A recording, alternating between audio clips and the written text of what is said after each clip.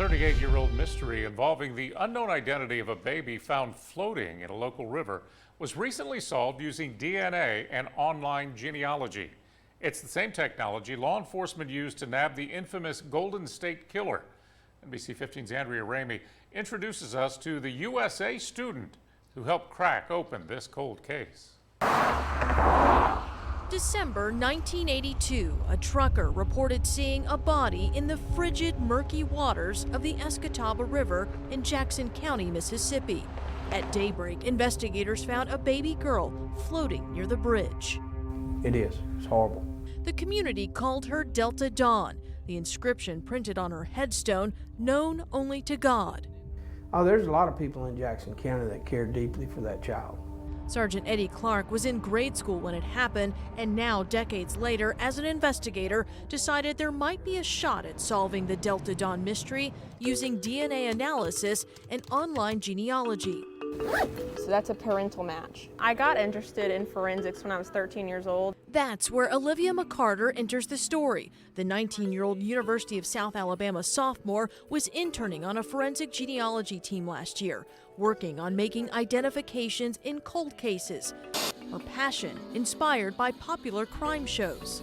I watched Bones when I was a kid, and that's what I decided to do.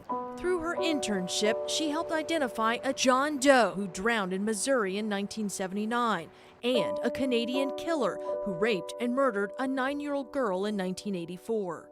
Some of us cried ourselves to sleep at night because we couldn't solve it quick enough.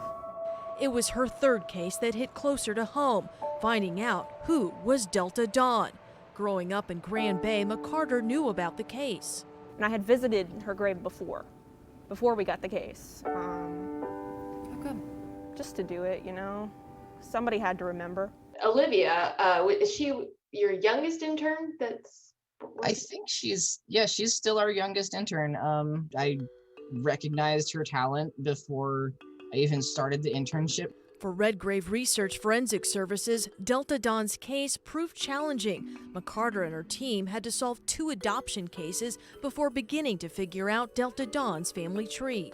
There's so many cases out there that don't stand a chance of being solved unless they're done this way. Relentless in their pursuit, We think of our cases as our family. 52 days later, they had a match. Delta Dawn had a name, Alicia Ann Heinrich.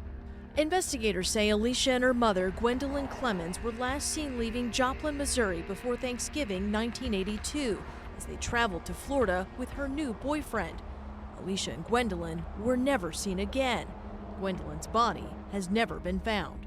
We're still looking. We're still trying to find out exactly what happened.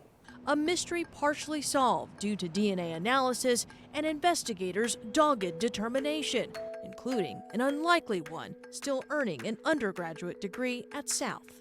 Andrea Ramey, NBC 15 News. Now, buried next to Delta Dawn is an unidentified newborn who was found floating in the Pascagoula River in 1988. Solving that case is next on McCarter's list. She plans on becoming a forensic anthropologist.